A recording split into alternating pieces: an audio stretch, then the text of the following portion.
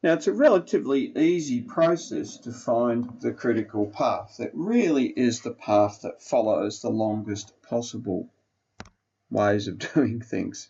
So when we did this earlier, you can see the 180, 190 to 200 forms the critical path. I'll just label that in over the top.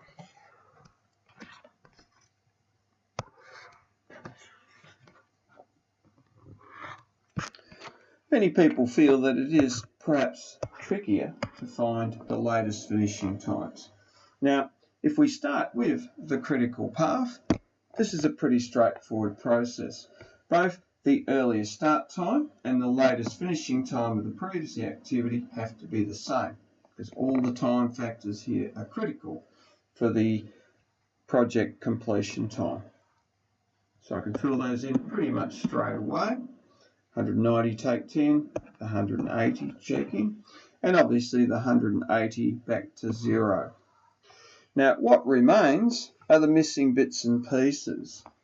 The ones that aren't on the critical path we simply subtract from the time we're given for that following activity, and that then dictates the latest finishing time for activity E. It's 200 less 30, which is 170. Backtracking, in this instance, reverse path analysis, 200 take 10 is 190. Now I've got a little bit of an issue to establish the latest finishing time of activity A. So when I'm working with this and there is a choice, I write the smallest of the latest finishing times. That could have been 190, take 20, 170. But I've got this other alternative, 170, take from that the activity 120, which will give me 50. So the latest finishing time of activity A is 50 units in this instance. Continuing through with V3.3, the best way in which we can tackle this is to work out the earliest start times of all the potential activities. We're looking for the longest time, if you like, through this particular circuit. So I'm just finishing off here, 8. I've got a 9 option here. Now I've got a choice between 24 and 12, or 8 and 13.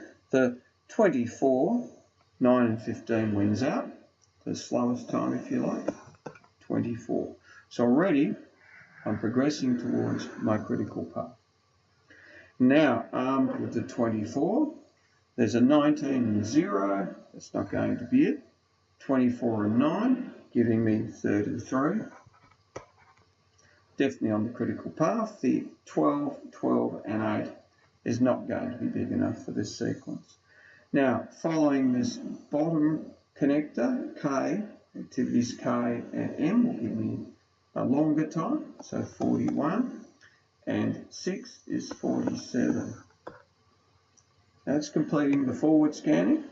I'll just quickly draw in the critical path. The next step, once I've done that, is to then proceed with a backward scanning analysis, Now, by definition, on my critical path, I've got no time to waste. So the latest finishing time of the previous activity and the earliest start time, by definition, have to be the same.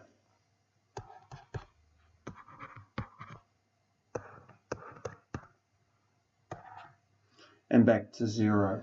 What then remains are for activities that are not on the critical path, and then the analysis of them. I better put that 20 in now, think of it. I'm now going to work backwards through the network, and when I've got several edge options, I've got to choose the smallest of the latest finishing times. We put the 19 in.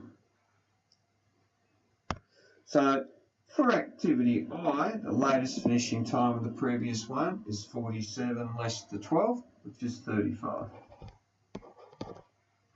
Working backwards here, 35 take 12 will give me 23. On the other hand, the 24 less 13 gives me 11. So the smaller of the two options, 11, will be the latest finishing time for activity 8. Working backwards here, I've got 33 take 0 as an option. And I've also got 41 take 5. Clearly, the 33 must be the latest finishing time of G before any subsequent activity on the critical path was to occur.